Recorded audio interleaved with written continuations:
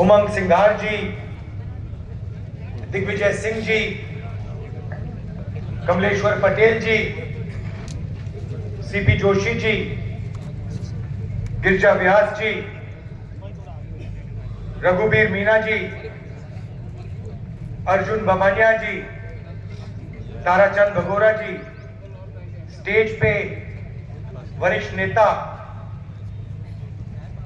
हमारे कार्यकर्ता भाइयों और बहनों, प्रेस के हमारे मित्रों, आप सबका यहां बहुत बहुत स्वागत, नमस्कार। थोड़ा प्रोग्राम लेट चल रहा है, आपको यहां थोड़ा ठहरना पड़ा, इसके लिए मैं आपसे माफी मांगता हूं। एक साल पहले कन्याकुमारी से कश्मीर तक हम भारत जोड़ो यात्रा पे चले।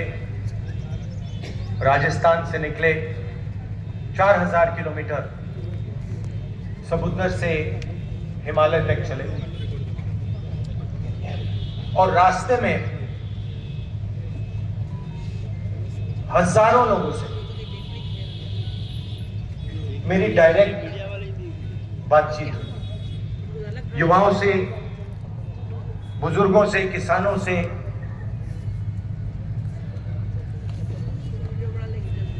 शायद उस साल मैंने हिंदुस्तान में सबसे ज्यादा लोगों से बात की। शायद मैं ही वो व्यक्ति हूं जिसने सबसे ज्यादा लोगों से बात की। 8 घंटे, मिनट के बाद मिनट के बाद मिनट के बाद मिनट, कोई नया आता था, अपनी बात रख के चला जाता था। किसानों ने अपनी बात रखी और हमने अपने मैनिफेस्टो में उनके लिए एक क्रांतिकारी काम किया है। पहली बार हिंदुस्तान में लीगल गारंटी किसानों की एमएसपी के लिए दिया है। मतलब कानून बनाया है कि उनको लीगल एमएसपी मिलनी चाहिए। जो किसान दिल्ली की ओर चल रहे हैं, जिनको सड़कों पे रोका जा रहा है, उनकी मांग हमने पूरी कर दी है अपने मैनिफेस्टो में।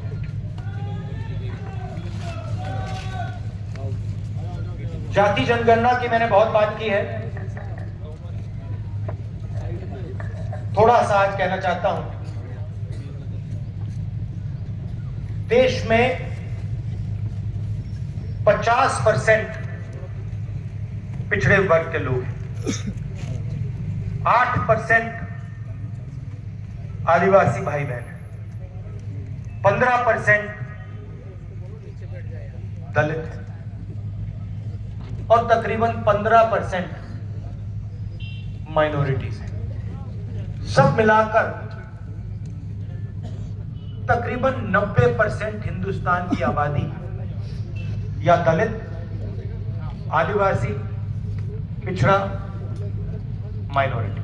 उसमें आप 5% और गरीब जनरल कास्ट के लोगों को मिला दीजिए। ये है हिंदुस्तान की आबादी। मगर अगर हम हिंदुस्तान की संस्थाओं को देखें, हिंदुस्तान के बजट को देखें, हिंदुस्तान के धन को देखें, तो इन लोगों की भागीदारी नहीं है, कहीं भी नहीं। मैं आपसे पूछता हूं,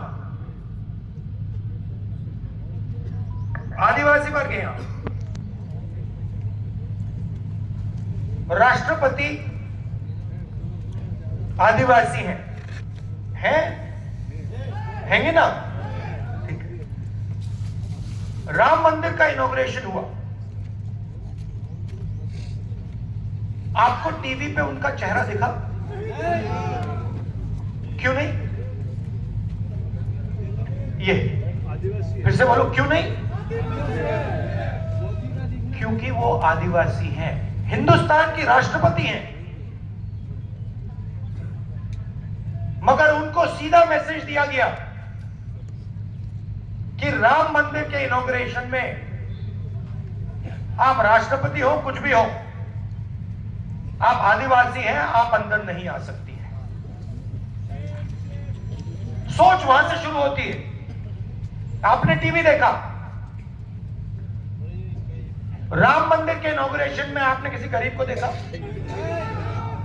किसान, मजदूर ना था? कौन था?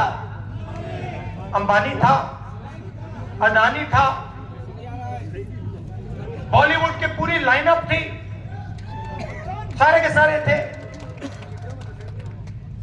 उद्योगपति अरबपति थे, मगर राम मंदिर के इनॉग्रेशन में एक गरीब नहीं था, एक किसान नहीं था, एक बेरोजगार युवा नहीं था, एक विकलांग नहीं था, कोई नहीं था। दो हिंदुस्तान बने हुए, एक 5% वाला और दूसरा बाकी लोगों को। और किसी भी एरिया में आप देखो, कहीं भी देखो,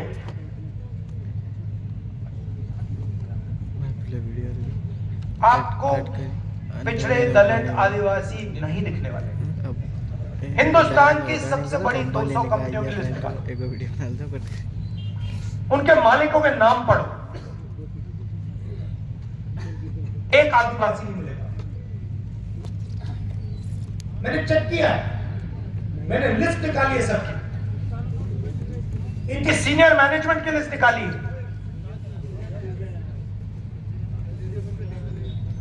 अदानी जी आपकी जमीन लेते हैं,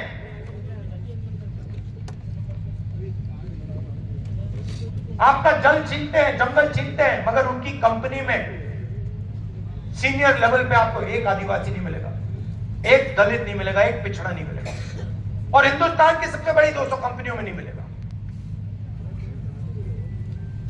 मीडिया में देखो, खारगे जी कह रहे हैं सिर्फ नरेंद्र मोदी दिखते हैं। कारण है, इनके मालिकों की लिस्ट निकालो, इनके बड़े बड़े रिपोर्टर्स की लिस्ट निकालो, एक पिछड़ा नहीं मिलेगा, एक दलित नहीं मिलेगा, एक आदिवासी नहीं मिलेगा। 90% हो आप हिंदुस्तान के, 90%। उसमें गरीब जनरल कास्ट भी जोड़ दो, 5% और ले लो, और जोड़ दो। मीडिया में आपका कोई नहीं, बड़ी कंपनियों में आपका कोई नहीं। हिंदुस्तान के बजट को 90 लोग चलाते हैं, आईएएस अफसर है। राजस्थान में भी वही है, यहां पे राजस्थान की सरकार को 60-70 लोग चलाते हैं। उनकी लिस्ट निकालो, दिल्ली वाली मैंने निकाली है, उत्तर प्रदेश की निकाली है, राजस्थान की नहीं निकाली है, निकाल दो। आपको एक आदिवासी नहीं मिलेगा। 90 में से 3 पिछड़ा वर्ग के लोग, 3 दलित है, एक आदिवासी। अगर हिंदुस्तान की सरकार 100 रुपए खर्च करती है बजट में, तो आदिवासी अफसर जिनकी आबादी 8% है, वो 100 रुपए में से 10 पैसे का निर्णय लेता है। तो आपकी भागीदारी कहीं है ही नहीं। तो फिर मैंने अपने आप से सवाल पूछा, भाई ये कंपनियों में नहीं है,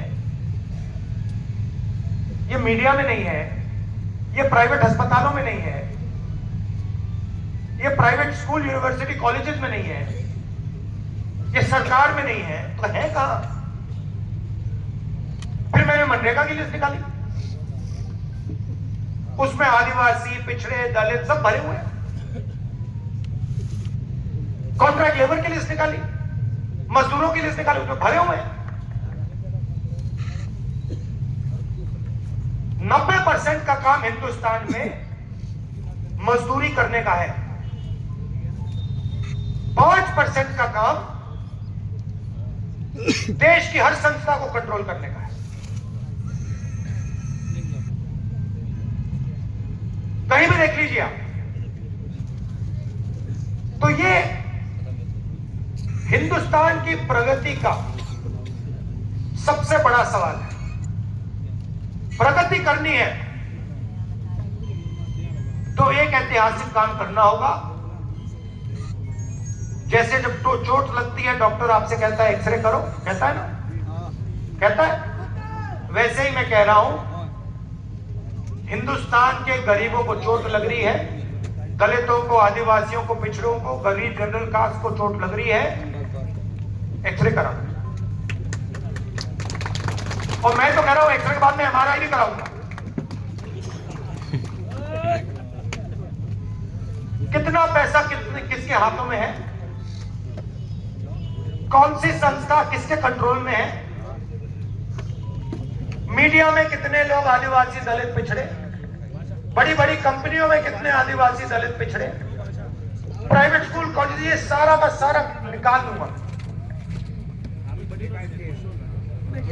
और फिर आपको अपनी सच्ची शक्ति समझ आएगी। आज आपको बात नहीं समझ आ रही। आप सोच रहे हो कि आप में शक्ति नहीं है। 10 में से 9 लोग आप हो।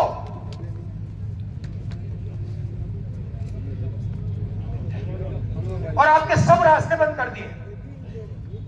पहले आर्मी में जाते थे, अग्निवीर कर दिया। पहले पब्लिक सेक्टर हुआ करता था, पूरा का पूरा प्राइवेटाइज कर दिया। पहले पब्लिक सरकारी कॉलेजेस, सरकारी स्कूल होते थे, अच्छे चलते थे, पूरे को पूरे बंद कर दिए। पहले सरकारी अस्पताल होते थे, बंद कर दिए प्राइवेट। तो जब भी आपके जेब से पैसा निकलता है, वही 5% के जेब में जाता है। पेट्रोल का पैसा भरते हो, 5% के जेब में जाता है। सड़क पे टोल देते हो, 5% के जेब में जाता है। फल खरीदते हो, 5% के जेब में जाता है।